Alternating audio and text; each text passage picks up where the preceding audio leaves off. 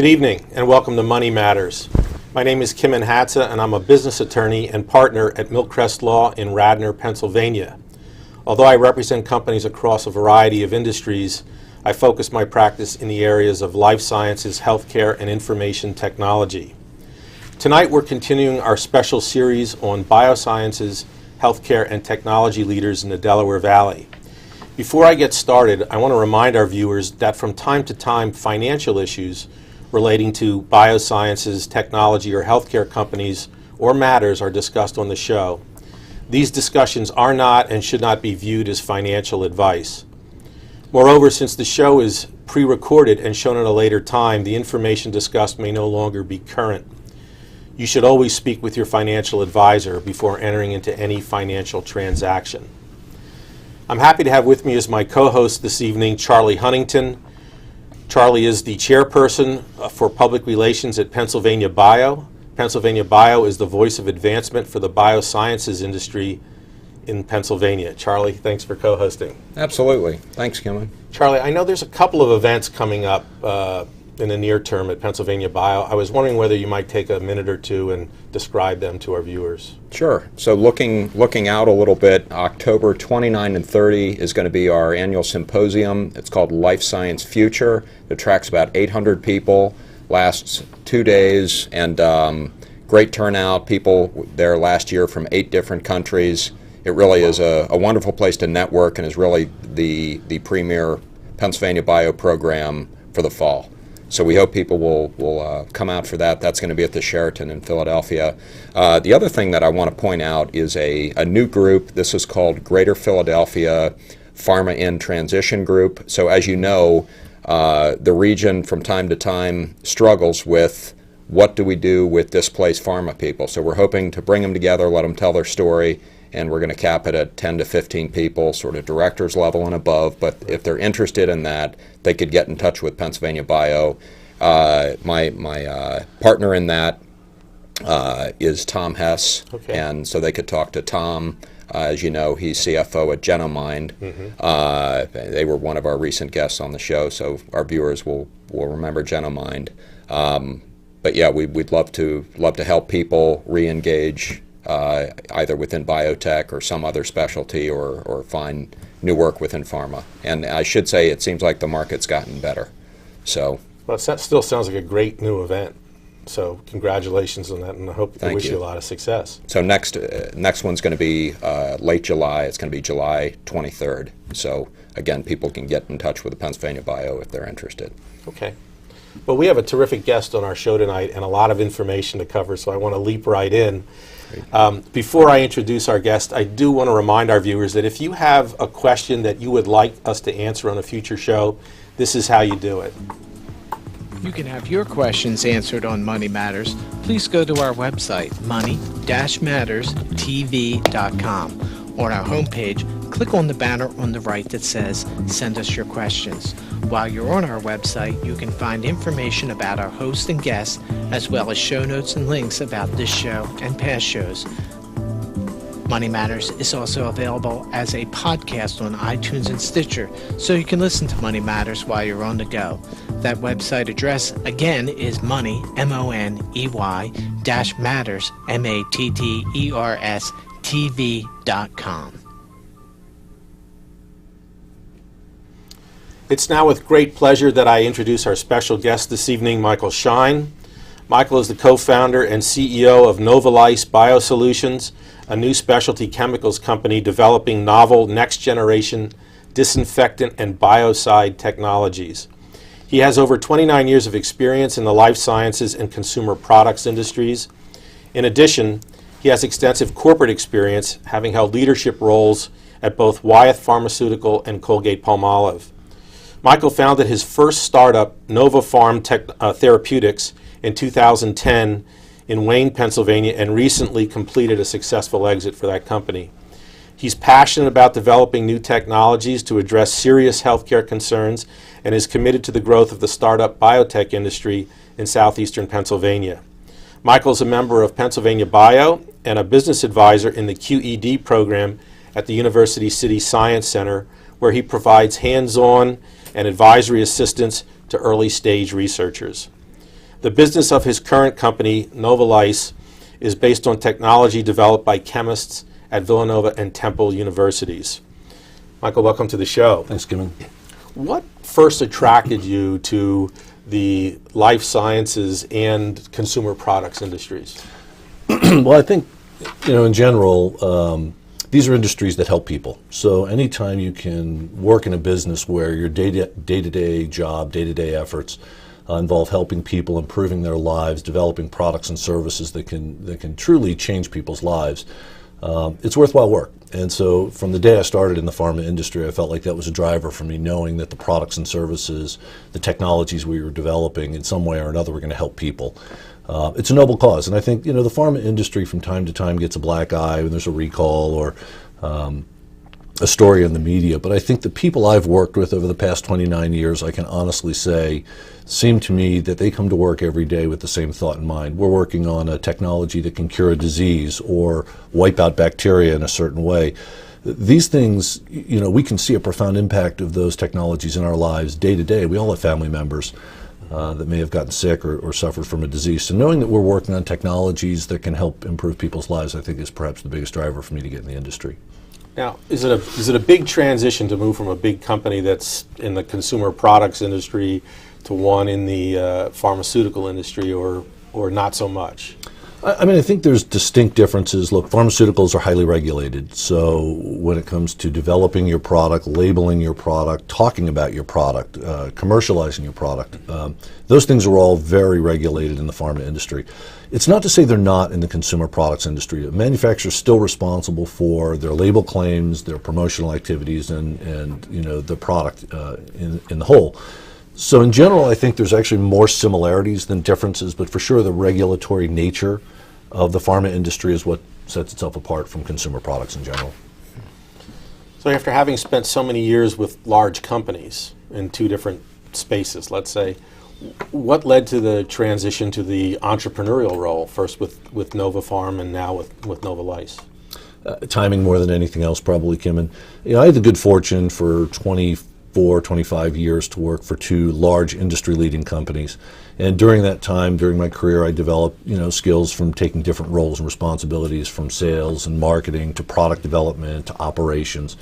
And I think when you work in a big company or companies and you develop skill sets and enhance those skill sets and you have the opportunity to move around, which a lot of big companies offer, for some people, not everybody, there comes a time when you feel like you have the capacity to do things on your own.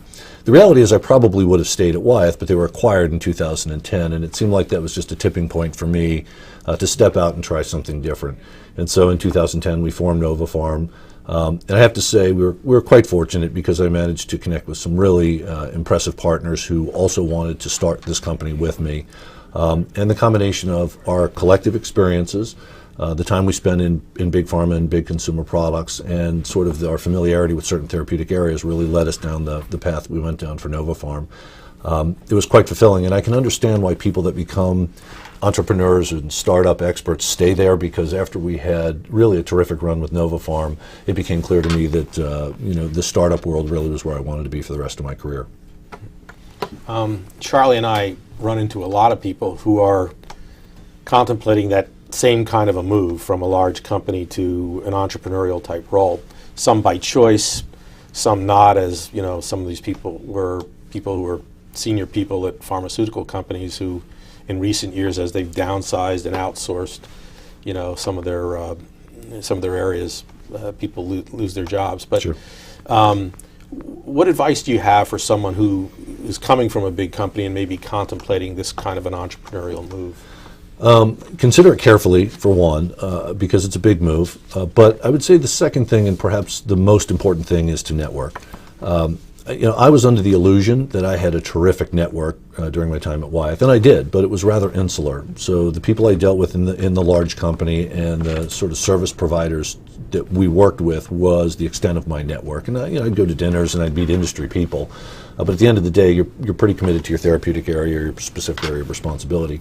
When I decided to start my own company, I realized that the service providers, sort of the people that you need to deal with and rely on, frankly, to be successful in the startup world may be very, very different than the vendors that are supporting a Fortune 500 pharmaceutical or consumer products company. And the really great thing is, in the Philadelphia area, we have so many opportunities to network. As you mentioned, I'm a member of PA Bio, great networking organization, and they provide incredible opportunities for networking in the life sciences industry. GPSEG, PCCI, even the QED program, the University City Sciences QED program, where business advisors are invited to come work with academic experts. These are all opportunities to interact with slices of our industry that you may not interact with if you're in a big industry role. So I guess to summarize, the two pieces of advice I would give are, if you're in big industry, it never hurts to network outside your immediate sort of insular network. Okay. And the second one is, if you do decide to come out, make sure you spend as much time as you can on the front end, meeting consultants, advisors, regulatory people, et cetera. These people will help you understand and help you navigate the startup world. So you really have a sense of what you might be up against if you're going to make that leap. Absolutely. If I may, some of the acronyms our viewers may not be familiar with. So Pennsylvania Bio, I think everybody's familiar with in terms of statewide advocacy organization, does a great job of helping folks network. GPSEG, Yeah. Greater Philadelphia Senior Executives Group. Correct. PCCI, that's a group that started out of Glaxo many years ago, is sort of an alumni group, and it's morphed now into more of an industry group, unless I'm mistaken. Yeah, it's a pharmaceutical consulting consortium group. I'm not sure what the I stands for. They meet regularly. They actually review. It's almost like a case study group, but it's a wonderful group for people who have specific areas of expertise to share that expertise and to interact with other members of the pharmaceutical and life sciences community. Perfect. Thank you. How did you learn of the exciting research that Dr. Wiest and Dr. Minbayol were doing at Temple and Villanova, respectively, and the potential for that research, or its application to next generation disinfectants and biocides? Sure.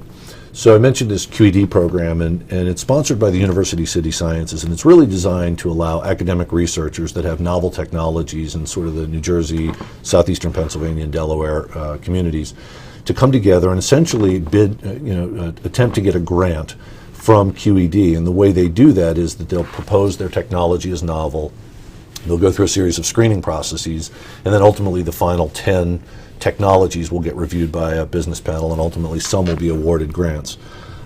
What's really interesting is that through the process, this QED group has asked business advisors, regulatory experts, technical people, a lot of them displaced pharma folks or retired pharma folks, who have expertise in a wide variety of areas to be consultants for these academic folks who may be absolutely brilliant in their field, but really may lack some of the understanding of how things work from a commercial perspective if you're going to move a technology from academia to the commercial world.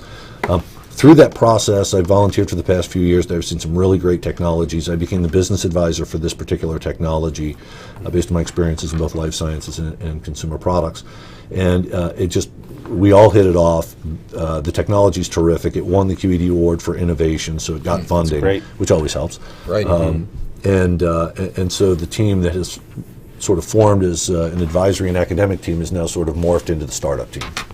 So just drilling down a little bit more on that, then how do you get from the advisory role to actually forming, a Novalyse and moving ahead with the development of this potentially terrific technology? Yeah, great question, Kim. And so the fact that I had started a company previously gave me a lot of insights and learning.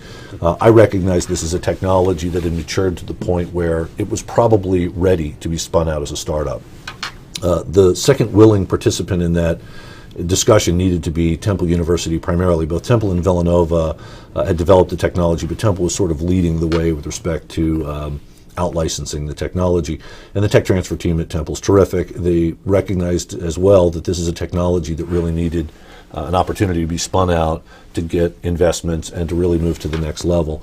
And the researchers themselves really wanted to see this technology move out of academia. Sometimes academic researchers prefer for their technology to stay in academics, shared through publications, which is terrific and quite appropriate for some technologies. But in this case, Kimon, we have a technology that's really ready for prime time. We have a market need. We had willing innovators and a willing university to out-license it. So I think all of the fundamentals were there to make this a startup.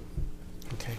One of the things that Charlie and I have spoken about with guests on the show a number of times is on the resources that are available here in this region, and whether or not they're sufficient to support, the development of new companies, people who have an entrepreneurial bent and who want to do a startup in the life sciences or biotech space. We're interested in your view, I guess, on the resources that are here, and are they sufficient and to support that kind of development of new companies? Yeah, I think it is. I mean, I had a successful startup and exit, so maybe I'm biased, but I think the resources are here. When you talk about biotech venture and biotech startup, I think it's natural for people to default to Boston or San Francisco and think these are the real hubs for biotech innovation and investments, and if you're going to start a biotech company, that's where you need to be. And they may be right to an extent. I mean, those really are the top two places where we see and monitor biotech investment. But the reality is Philadelphia is in the top 10. I think we're sixth in, as measured by, I think, Fierce Biotech in terms of biotech investment. There are investment dollars here, but I don't think that's really necessarily the only metric or the right metric to say, does that mean that you can only start up, biotech companies where there's lots of biotech investment? Mm-hmm. I think the reality is you need a technology that's sound. You need a market that has an unmet need that technology can fulfill, and you need talented, passionate people who really want to succeed. And I think, a lot of people that make investments in startup companies will tell you that the two things for them that are most important are the technology and the people. Because really it's the passionate willingness to overcome the obstacles that every technology is going to face, whether it's a pharmaceutical technology or a surface disinfectant technology. The willingness of the management team, the expertise of the technical experts to overcome those obstacles, challenges, delays that you don't foresee but always come, that sometimes make the difference between success and failure. And when I look at our area, I see incredible number of academic institutions. I see a fair number of startups and mid-sized pharma companies. We see a lot of industry in pharma, life sciences, and consumer products in northern New Jersey, southeastern Pennsylvania, and Delaware. So we know the talent's here. We know the technology's here. And we're top 10 in the nation in terms of biotech investment. So the money's here. It doesn't mean it's easy. It's not. It's a challenging road to take, but it's one that I don't think it's a fair excuse for someone to say, we're not Boston, we're not San Francisco, we can't really have a vibrant startup community here. I think all the essential ingredients are here for Philadelphia to continue to be a growing pharmaceutical, life sciences, and consumer products hub. Okay, thank you. Mike, can you tell us a little bit about the core technology behind Novalyse and why you think you're going to be successul in commercialization? Yeah. I'll try and keep it, not too technical. Yeah, great. It's unavoidable, but quaternary ammonium compounds are sort of the active ingredient in a lot of disinfectant technology. And they work great. They're terrific technology. But just like bacteria have found a way to combat antibiotics, over time we see the same thing now happening with these quaternary ammonium compounds. The older formulations that have been around for a very long time, we're starting to see, really nasty bacteria like MRSA develop quack resistance genes. Now, what does that mean for our viewers or anyone else? It doesn't mean you need to panic. The disinfecting agents we're using today do the job they say they're going to do on the label. But academic researchers will tell you, microbiologists will tell you, and the literature is now rife with the evolution of quaternary ammonium resistant bacteria. So with this pending trend, just like antibiotic resistance in bacteria, we know we need new technologies. And again, without getting too technical, there's sort of two ends of that spectrum. We could chase after really high-end technology and medical devices that obliterate all bacteria, but perhaps have lots of other harmful effects in the environment. Or we could look to address the problem that these quaternary ammonium, what we call low-level surface disinfectants, are dealing with, which is this resistance. And what Kevin and Bill have discovered is a novel way to structure the chemical structure of these quaternary ammonium compounds so that they don't develop, the bacteria doesn't develop resistance the way they do to current quaternary ammonium compounds. In the process of doing that, we've discovered that our compounds are significantly more potent than the current quaternary ammonium compounds. So again, to simplify it all, what we have is a compound that's more potent than the current compound, so you need less of it. That's good for toxicity, that's good for the environment, that's good for cost of goods. One, that we see no resistance profile in existing bacteria. That means we can delay the potential for nasty bugs like MRSA to develop resistance to surface disinfectant technology. And we're now discovering that our technology works exceptionally well in the presence of biofilm. That's where bacteria has been lingering for a while. It started to multiply. Current quats have a real weak spot when it comes to biofilms. Our technology looks to be very effective against biofilms. So when you really line it up, we have a couple of really compelling advantages from a technical perspective, from a cost of good perspective, and I think just from a, preventing the spread of these resistant bacteria perspective as well. So a lot to like about the technology. So there are universal applications for it as well. I mean, you can take it out from under your sink and potentially use what you're advancing as opposed to some other household chemical that may be under there right now. You could also use it in a hospital setting. Yeah, what I really like from a business standpoint is the fact that we can use this technology across multiple industries. So this is not a one application or one disease if you were thinking about a drug, for instance, right. And you either win or lose, it either works or it fails. We know the technology works and we understand the toxicity profile. What's really intriguing is you can imagine this quaternary ammonium compound being in paints and polymers to protect surfaces from biofilms that we're forming. You can imagine it in sprays and wipes that are used by moms and dads every day to clean countertops. Mm-hmm. You can imagine it in a healthcare environment, not in critical care areas. We want the high-end, kill all the bugs, stuff, even if it has some side effects that can be managed. But for countertop surfaces in hospital settings, very important. Even in food processing and industrial settings where bacteria can thrive, this is important. And I'll tell you the one that's just you see it in the headlines from time to time and you scratch your head. But athletic locker rooms, you hear about the spread of MRSA and wrestling mats and stuff. Yeah, and you wonder if some of that's due to the fact that some of this bacteria has become resistant to these low-level surface disinfectants. And if we can tackle that issue with this technology, I'll feel good about the fact that we've reduced the risk, anyhow, of kids in athletic, settings coming home with these nasty bugs just because improper cleaning.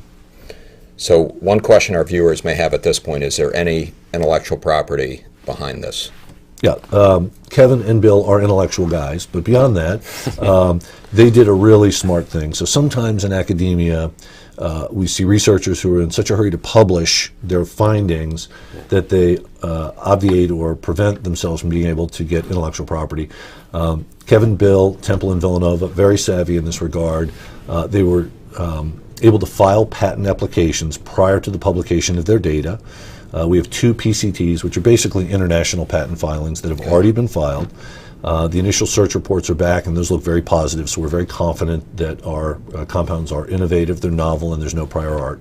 And we subsequently filed 3 provisional patents to further protect the compounds and the methods of use. So, look, it's important in academic research to share your learnings, but if we ever want to see some of this technology get to the commercial marketplace, leveraging the patent path to make sure there's adequate market protection so that investors will actually invest in the technology are critical. Mm-hmm. And in this case, we're well along that path.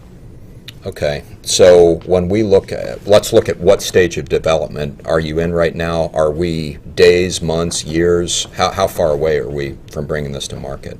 I think we're still a few years away, Charlie, to be honest with you. I mean, the reality is there's fast path methods through EPA just like there are through FDA. Okay. But we're at the stage now where we have a lead compound. We've developed some really compelling data against target organisms, against biofilms, against resistant bacteria. So we know what we have from a compound standpoint, but we have to meet with EPA and go through the pre-registration process to ensure that we're aligned with EPA on what tests need to be done for environmental, safety, toxicity, and kill claims, basically, which are required for surface disinfectants. We can draw 2 lines. One's the fast path line that could see this technology out in 2 years. The other's a bit longer, that's 3 to 4 years. Either way, when I compare this to some of the drug development programs I've worked on, I think we have the potential to be in the marketplace no longer than 3 to 4 years from now, and with a lot less risk than what we might see at let's say, a drug at a very early stage of development. Okay, to ask another question here, Kimon? Yeah, I think we've got a little bit of time yet. So how would you contrast, you've worked with the FDA, you've worked with the EPA, how would you contrast the difference in process there? So I would say philosophically both are committed to making sure that patients and the environment, in the case of the EPA, are protected and are safe. So safety, toxicity are major concerns of both regulatory institutions. That means for manufacturers, our responsibility is to ensure that we're doing adequate testing to demonstrate that our technologies, our compounds, our surface disinfectant is safe for the environment and safe for the people that are going to use it. So in that regard, they're exactly the same. They're going to require safety and toxicity testing, which is good for the public, and frankly, it should be our responsibility. I think where they differ a bit is the regulatory pathway for a drug means you're going to test this drug in animals and humans, and you're going to test it multiple times in humans, and you have to worry about significant side effects, and you have to worry about efficacy thresholds in humans. With respect to bacteria and disinfectants with the EPA, it sort of comes back to the manufacturer to determine what claims we want to make. And depending upon what claims we want to make, that is, we kill bacteria A, B, and C, we need to test against those bacteria using EPA standards. So the EPA will publish the standards, we elect which ones we want to test against, and we go from there. Okay, thank you. Well, I have a lot more that I'd like to ask you. I think we might need a second show here because we're very close to the end, and I don't know that I have a short question to ask you now. So maybe we should just stop at this point. And hopefully we can have you back another time where we can get through some more of this, because this is really interesting stuff, and because of the broad application to everybody basically, it's something that's really, really interesting and exciting, and I'm sure this will be a show that'll probably be very heavily watched just because of how important this is to all of us going forward. You can take this and go in so many different directions now. Yep, yeah. It's very exciting technology. Thank you guys for having me. Absolutely. Sure, it's our pleasure. Well, I'd like to thank our special guest, Michael Shine, this evening. Michael, thank you, and we will we'll definitely try to have you back again on a future show. Charlie, thanks for co-hosting. Pleasure. The next guest on Money Matters is, and let me just flip through my notes here. Gwen Borowski, who's the CEO of the National Liberty Museum. I'd like to remind our viewers that Money Matters is now available as an audible podcast on iTunes and Stitcher Radio, listed as Money Matters, the podcast for mobile devices. The video is also available on our YouTube channel as well as on our website. Thank you all for watching this evening, and we'll see you again next time.